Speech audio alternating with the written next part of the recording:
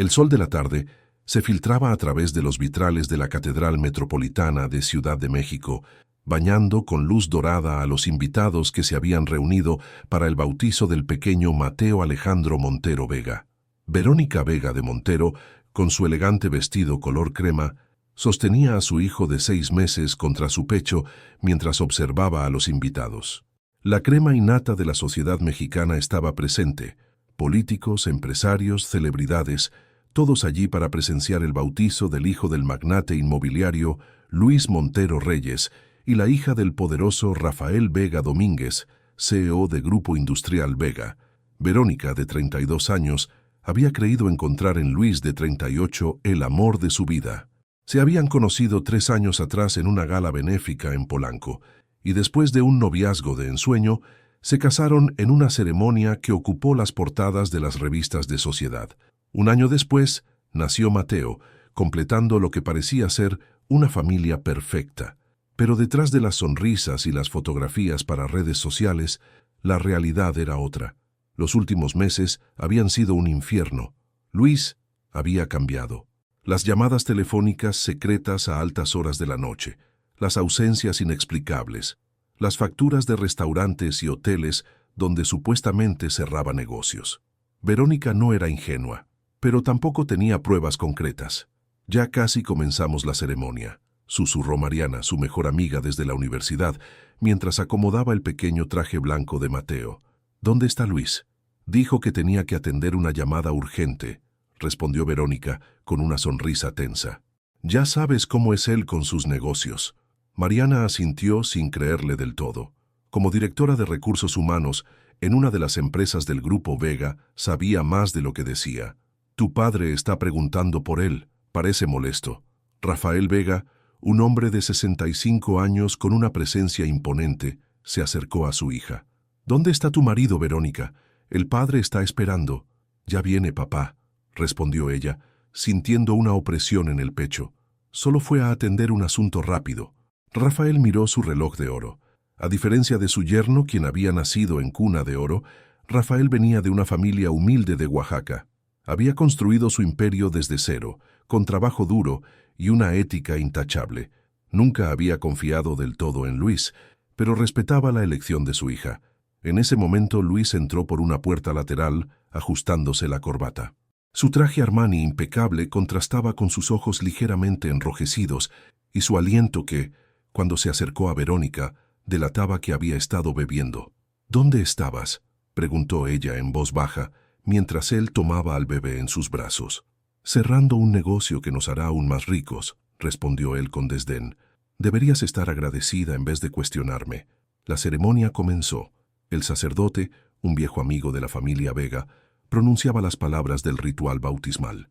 Cuando llegó el momento de que los padrinos, Santiago y Elena Montero, hermano y cuñada de Luis, se acercaran, Verónica notó algo en el teléfono de su esposo que había dejado sobre el banco. Un mensaje entrante de alguien guardado como M.I. «Mi amor, necesito verte. No puedo esperar más. ¿Por qué no me dijiste que estarías ocupado toda la tarde?» El tiempo pareció detenerse. Verónica sintió que el aire abandonaba sus pulmones. Con manos temblorosas, tomó el teléfono y enfrentó a Luis justo cuando el sacerdote pronunciaba la bendición final. «¿Quién es Mei?», preguntó, intentando mantener la compostura. Luis palideció momentáneamente, luego su rostro se endureció. «Dame mi teléfono, Verónica, no es el momento». «¿Quién es?», insistió ella elevando ligeramente la voz. Algunos invitados comenzaron a mirar. «Baja la voz», siseó Luis arrebatándole el teléfono. «Estás haciendo un espectáculo». «¿Yo estoy haciendo un espectáculo?». Verónica sentía cómo la rabia acumulada durante meses comenzaba a hervir en su interior. «¿O es la persona con quien me engañas?». Lo que sucedió después quedó grabado en la memoria de todos los presentes.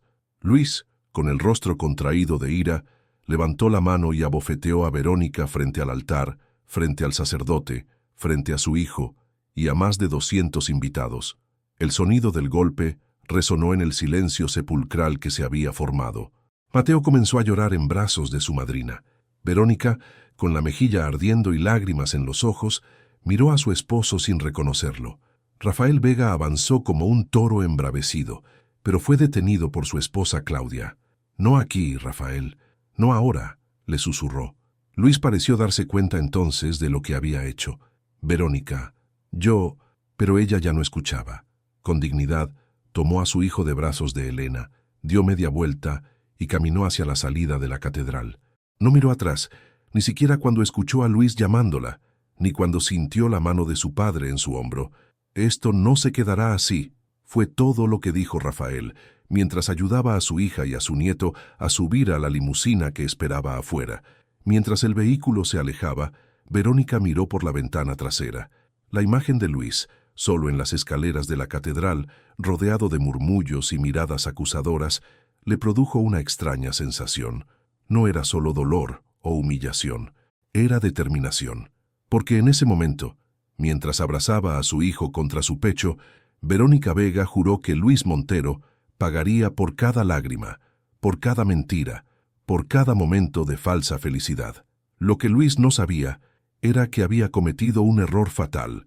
Había subestimado a la hija de Rafael Vega. Capítulo 2. El Imperio de Cristal. La mansión de los Vega en Las Lomas se encontraba inusualmente activa para ser las 7 de la mañana de un lunes. En el despacho principal, Rafael Vega, enfundado en un traje hecho a medida, hablaba por teléfono mientras repasaba unos documentos. A su lado, Verónica, con ojeras apenas disimuladas por el maquillaje, asentía ocasionalmente. Habían pasado 3 días desde el incidente en la catedral, 3 días en los que Luis había intentado comunicarse con ella, primero con disculpas, luego con amenazas, finalmente con súplicas. Verónica había bloqueado su número, pero no podía bloquear los ramos de flores que llegaban cada hora, ni las visitas de Santiago, quien insistía en que su hermano estaba pasando por un momento difícil. «Los estados financieros de Montero Desarrollos no cuadran», dijo Rafael colgando el teléfono. «Hay inconsistencias en los últimos 2 años, propiedades sobrevaloradas, préstamos no declarados, inversiones fantasma». Verónica asintió. Antes de dedicarse por completo a su papel de esposa y madre, había sido una brillante analista financiera en el Grupo Vega. Su padre la había educado para entender cada aspecto del negocio, preparándola para eventualmente tomar las riendas. «¿Crees que está en problemas económicos?», preguntó mientras revisaba las cifras que su padre le había mostrado. «No solo eso», respondió Rafael, encendiendo un puro, una vieja costumbre que su esposa detestaba, pero que él mantenía en momentos de tensión. «Creo que está lavando dinero». La revelación cayó como un balde de agua fría sobre Verónica. «¿Luis, involucrado en actividades ilícitas? ¿El mismo hombre que presumía de sus valores familiares y de su integridad en los negocios? Necesitamos pruebas», dijo finalmente. Rafael sonrió con orgullo. Su hija siempre había sido metódica, analítica. «Ya las tenemos, o al menos suficientes para iniciar una investigación». El plan se trazó meticulosamente durante las siguientes horas. Rafael utilizaría sus contactos en la Comisión Nacional Bancaria y de Valores para iniciar una auditoría exhaustiva a las empresas de Luis. Mientras tanto, Verónica, utilizando el acceso que aún tenía a las cuentas conjuntas, recopilaría toda la información posible sobre las finanzas personales de su esposo. «Esto no es solo venganza, papá», aclaró Verónica mientras terminaban de planificar. «Es justicia. Si Luis está involucrado en actividades ilícitas, tiene que responder ante la ley». Rafael asintió, aunque ambos sabían que la línea entre la justicia y la venganza era difusa en este caso. «Hay algo más que debes saber», dijo después de un momento de silencio. «Luis debe mucho dinero a personas peligrosas». Verónica sintió un escalofrío. «¿Qué tipo de personas?». «El tipo de personas con las que nunca debería haberse asociado», respondió Rafael, dejando clara la gravedad del asunto sin entrar en detalles.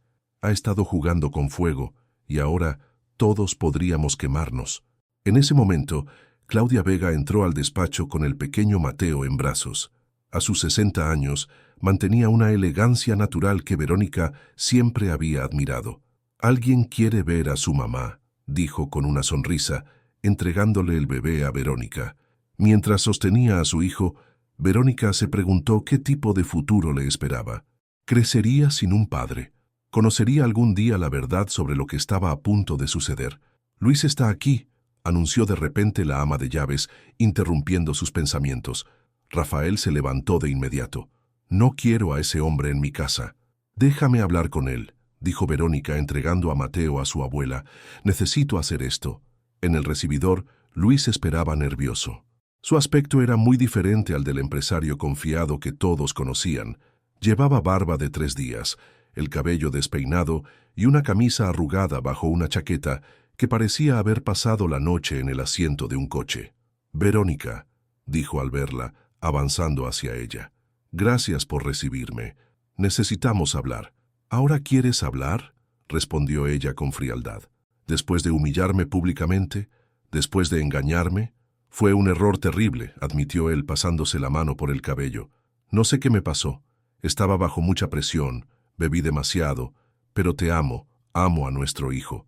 Podemos arreglar esto». Verónica lo observó detenidamente. ¿Era este el mismo hombre del que se había enamorado? ¿O siempre había sido así y ella había estado ciega? «¿Quién es M.I.?» preguntó directamente. Luis palideció. «No es importante. Fue un error. Algo sin importancia que ya terminó». «¿María Inés Landeros?», continuó Verónica, viendo cómo la sorpresa se dibujaba en el rostro de su esposo. «La modelo con la que te has estado viendo desde hace 8 meses, la misma con la que te fotografiaron en Acapulco cuando supuestamente estabas en un viaje de negocios en Monterrey. La investigación privada que había contratado valía cada peso invertido. Las fotografías de Luis con la joven modelo en diferentes locaciones, las reservas de hotel, los mensajes recuperados, todo formaba un expediente contundente». «¿Me has estado investigando?», preguntó Luis, entre indignado y asustado. «No», respondió ella con calma, «simplemente confirmé lo que ya sabía. Y ahora sé mucho más, Luis, sobre tus negocios, sobre tus deudas, sobre tus nuevos socios». El rostro de Luis se transformó. La súplica dio paso al miedo y luego a algo más oscuro. «Ten cuidado, Verónica. No sabes en qué te estás metiendo». «¿Es una amenaza?», intervino Rafael, quien había estado escuchando desde la puerta del despacho. «Es una advertencia», respondió Luis, recuperando algo de su compostura. «Hay cosas que es mejor no remover, por el bien de todos, especialmente de Mateo». Verónica sintió que la sangre le hervía. «¿Ahora te preocupas por tu hijo? ¿Después de poner en riesgo su futuro con tus negocios sucios?». Luis la miró con una mezcla de sorpresa y desdén. «Siempre tan perfecta, ¿verdad, Verónica? La hija ejemplar, la esposa ideal, la madre abnegada. Pero todos tenemos secretos, incluso tú». Algo en la manera en que pronunció esas palabras hizo que Verónica sintiera un vacío en el estómago. No era posible que él supiera. Nadie lo sabía, excepto sus padres y ella misma. «Sal de mi casa», ordenó Rafael avanzando hacia Luis. «Y considera esto. Si mi hija o mi nieto sufren cualquier tipo de daño, físico o emocional, responderás ante mí. Y créeme, preferiríais enfrentar a esos nuevos socios tuyos». Luis miró a Verónica una última vez antes de dirigirse a la salida. «Esto no ha terminado. Si caigo, no caeré solo».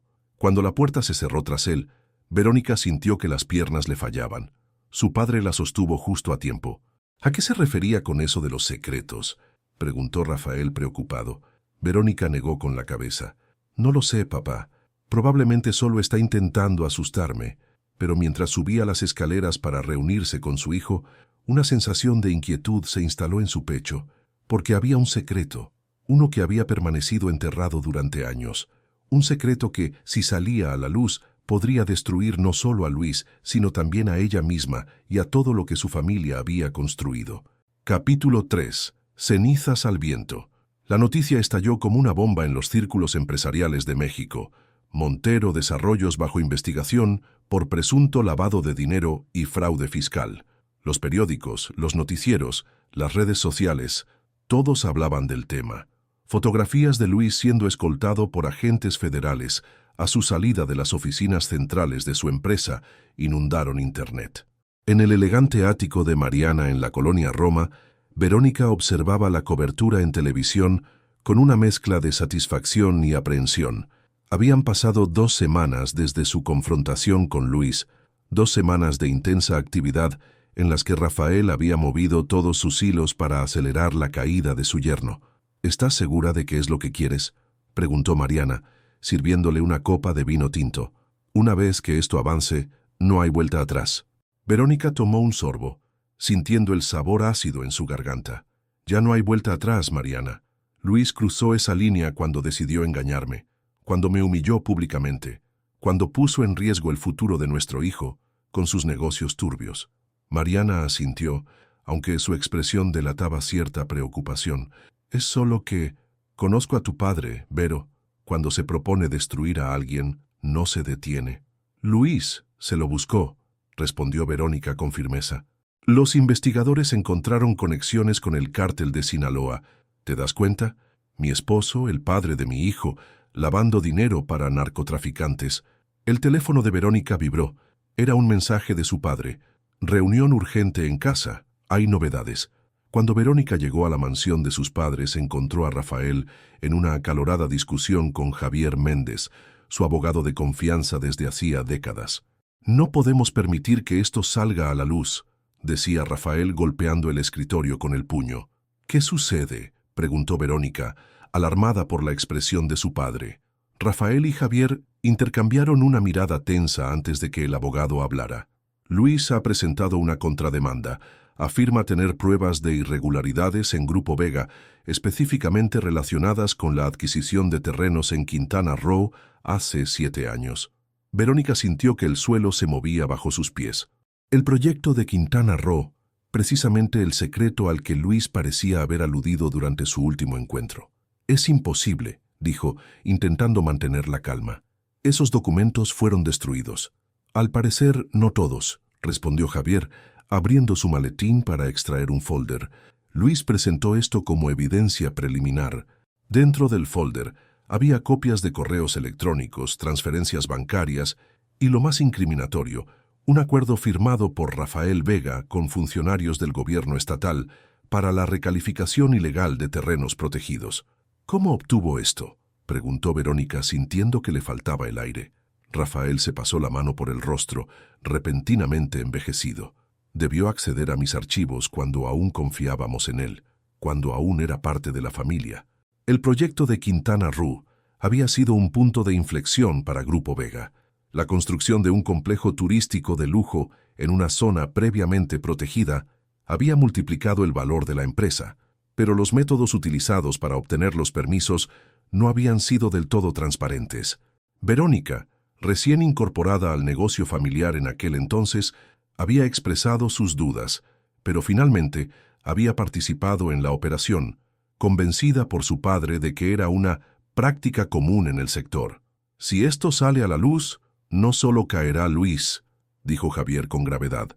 Grupo Vega podría enfrentar demandas millonarias, investigaciones federales, incluso cargos penales para ti y tu padre, Verónica. Es un farol, respondió Rafael, recuperando algo de su habitual seguridad. Luis está desesperado. Sabe que está acabado y está intentando arrastrarnos con él. No lo creo, intervino Claudia, quien había estado escuchando desde la puerta. Luis siempre fue meticuloso, calculador. Si dice que tiene pruebas, es porque las tiene. Un silencio pesado cayó sobre la habitación.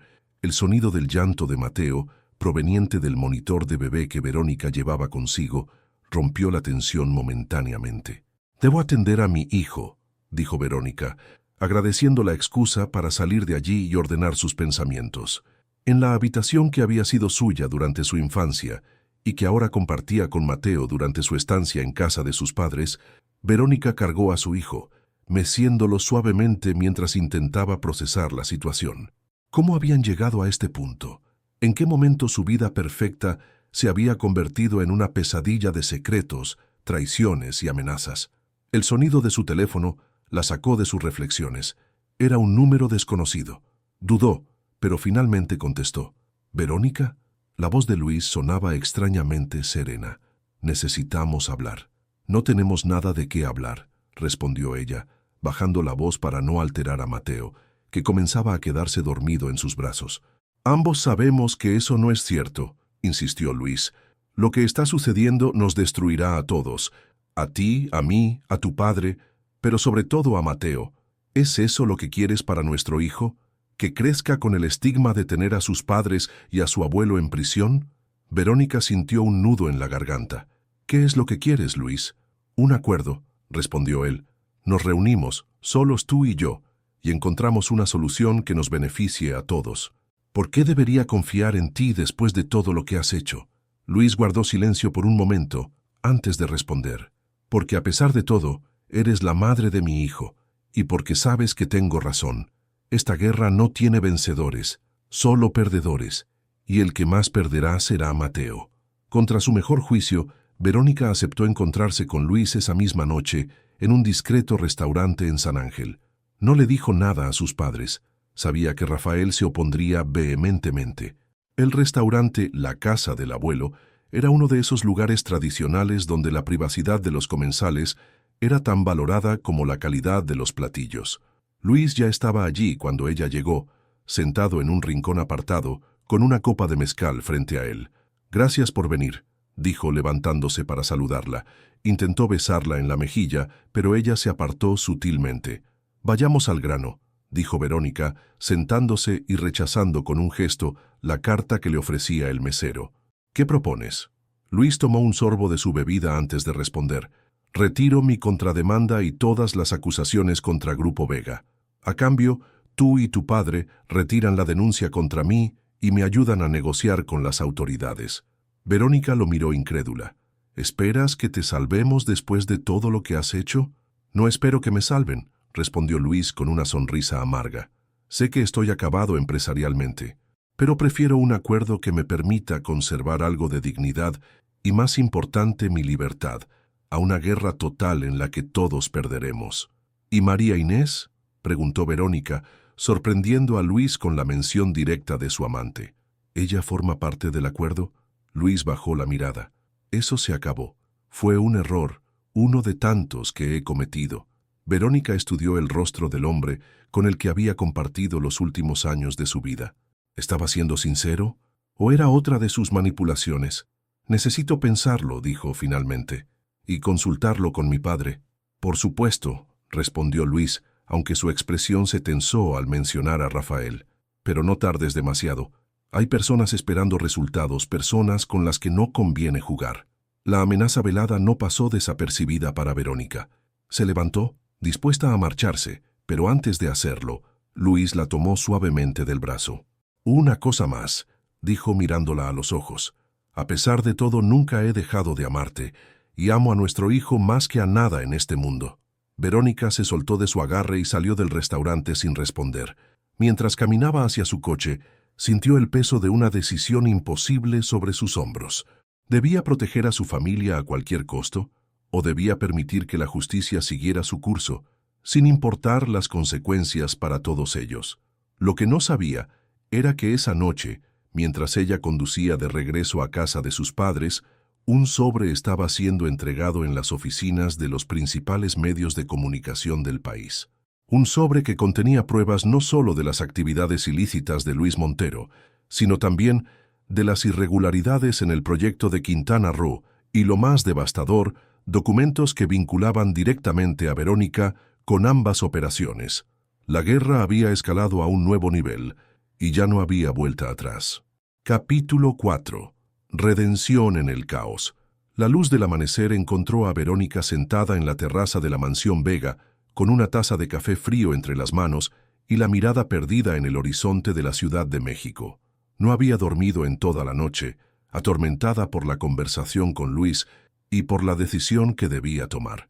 Su teléfono, que había estado vibrando insistentemente desde las 5 de la mañana, sonó una vez más. Era Mariana. «¿Has visto las noticias?», preguntó su amiga sin preámbulos con la voz cargada de urgencia. «No», respondió Verónica, sintiendo un escalofrío. «¿Qué ha pasado?». «Prende la televisión. Ahora». Con el corazón acelerado, Verónica entró a la sala y encendió el televisor. El noticiario matutino estaba en plena emisión y la presentadora hablaba con expresión grave. «Documentos anónimos recibidos por nuestra redacción revelan una compleja red de corrupción que involucra a Luis Montero Reyes, al Grupo Industrial Vega y a funcionarios de alto nivel del gobierno federal y estatal. Entre las evidencias más impactantes se encuentran correos electrónicos firmados por Verónica Vega, hija del magnate Rafael Vega, en los que aparentemente coordina pagos ilegales a funcionarios públicos. El mundo se detuvo para Verónica. Era como si estuviera viendo una película sobre la vida de otra persona, no la suya, pero allí estaba, su nombre, su fotografía, fragmentos de correos que efectivamente había escrito años atrás, cuando aún creía en la visión de su padre de que así funcionaban los negocios en México. ¿Quién filtró esto?, preguntó, más para sí misma que para Mariana, quien seguía al teléfono. No lo sé, respondió su amiga. Pero hay más, Vero. También han publicado fotos de Luis con María Inés y con otras mujeres y documentos sobre sus negocios con el narcotráfico. Es un escándalo total. Rafael entró a la sala, con el rostro desencajado. ¿Has visto? Verónica asintió, incapaz de articular palabra. Ese maldito, comenzó Rafael, pero Verónica lo interrumpió. No fue Luis, dijo con una certeza que la sorprendió a ella misma. Esto no le beneficia en nada. Es una destrucción mutua asegurada. Rafael se dejó caer en un sillón, repentinamente envejecido. ¿Entonces quién? La respuesta llegó en forma de un mensaje de texto a los teléfonos de ambos. Era de Santiago, el hermano de Luis. Deberían encender la televisión, Canal 7. En el Canal 7, una rueda de prensa improvisada estaba teniendo lugar frente a las oficinas de la Fiscalía General de la República. Santiago Montero, impecablemente vestido y con el semblante serio, hablaba ante una multitud de periodistas. Durante años he sido testigo de las actividades ilícitas de mi hermano Luis y de su socio y suegro, Rafael Vega. He reunido evidencias, documentos, testimonios que demuestran la corrupción sistémica en sus empresas. Hoy, en cumplimiento de mi deber como ciudadano y como empresario comprometido con la legalidad, he entregado toda esta información a las autoridades correspondientes. Santiago, murmuró Verónica incrédula. ¿Por qué? La respuesta llegó de la persona menos esperada. Claudia Vega entró a la sala con el rostro marcado por una tristeza infinita. Porque siempre ha estado enamorado de ti, dijo sentándose junto a su esposo, desde que te conoció antes de que Luis entrara en escena. Verónica recordó entonces las miradas, los gestos, las atenciones de Santiago que siempre había interpretado como simple amabilidad fraternal. ¿Cómo no lo había visto? ¿Cómo no había notado la admiración, el anhelo, los celos? Esto no tiene sentido, protestó Rafael negando con la cabeza. Destruir a su propio hermano, a su propia familia, por un amor no correspondido. No es solo eso, respondió Claudia con voz queda. Santiago siempre vivió a la sombra de Luis, el menos agraciado, el menos carismático, el segundón, siempre esperando su oportunidad, siempre siendo postergado, incluso por su propio padre. Y cuando Luis obtuvo tu amor, Verónica, fue la gota que derramó el vaso. Verónica sintió náuseas. Toda esta tragedia, toda esta destrucción, por un triángulo amoroso que ni siquiera sabía que existía. El timbre de la puerta interrumpió sus pensamientos. Momentos después, la ama de llaves anunció la llegada de agentes federales con una orden de aprehensión contra Rafael y Verónica Vega. Los siguientes días transcurrieron como una pesadilla borrosa.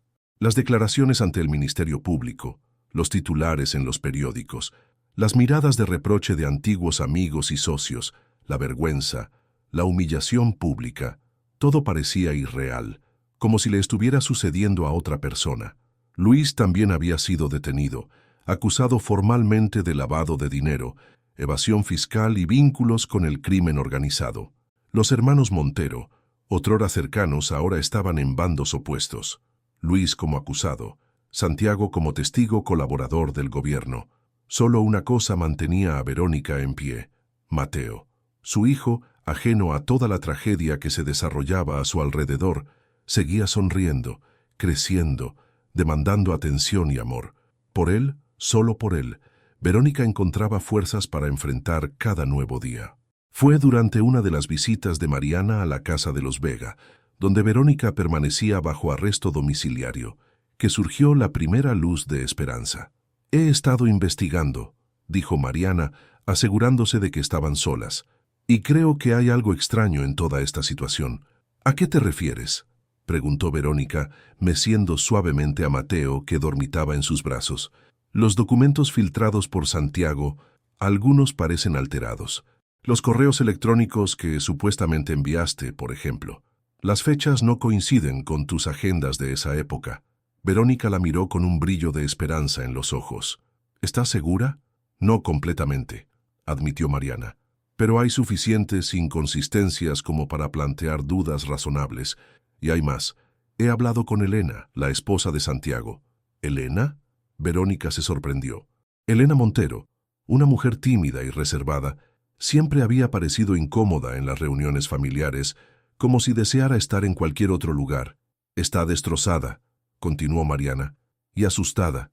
Santiago ha cambiado, dice. Se ha vuelto obsesivo, paranoico, y cree que podría estar involucrado en algo mucho más grande que una simple venganza personal. ¿Qué podría ser más grande que destruir a dos de las familias más poderosas de México?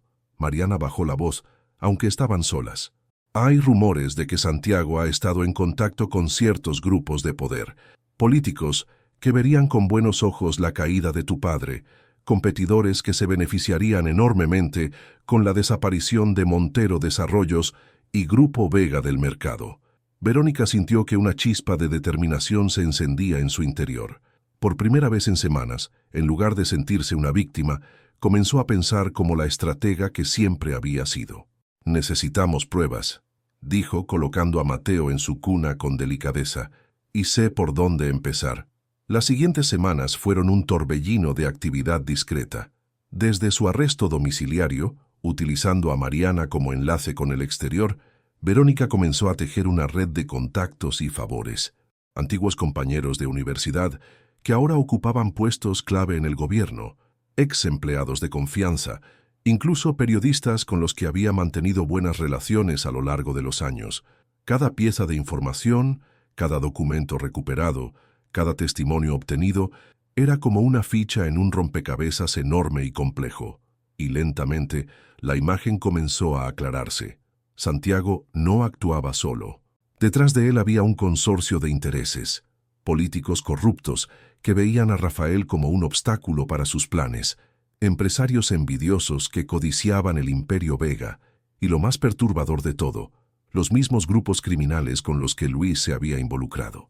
La teoría que Verónica fue construyendo era tan simple como aterradora. Santiago había sido manipulado, utilizado como un peón en un juego mucho más grande. Su resentimiento hacia su hermano, su amor no correspondido por Verónica, su ambición largamente reprimida, todo había sido aprovechado por aquellos que realmente buscaban destruir a las familias Montero y Vega. El momento decisivo llegó cuando Elena, la esposa de Santiago, tras semanas de dudas y miedos, finalmente decidió colaborar. Entregó a Mariana un disco duro que Santiago guardaba en una caja fuerte en su casa. «No sé qué contiene», dijo Elena, con las manos temblorosas, pero Santiago lo protege como si fuera su vida. Lo revisa constantemente, especialmente después de sus reuniones con esos hombres que me dan miedo. El disco duro resultó ser una mina de oro de información.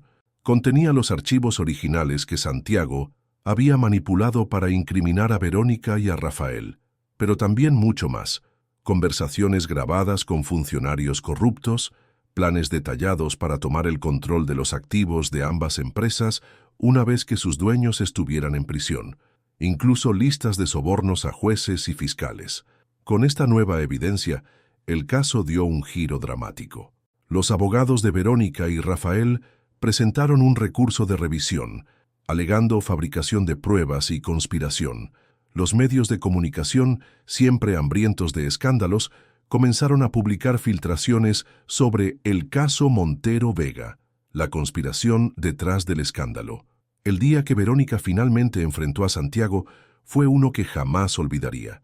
Fue durante una audiencia preliminar, la primera vez que todos los involucrados en el caso se encontraban en la misma sala. Luis, esposado y con aspecto demacrado, evitaba mirar a su hermano.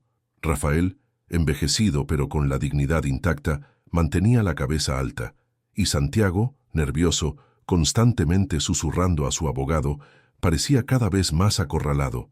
Durante un receso, Verónica se acercó a él en un pasillo. Sus guardias, conocedores ya de las nuevas evidencias y de la probable inocencia de su custodiada, le permitieron ese momento. «¿Por qué, Santiago?», preguntó simplemente.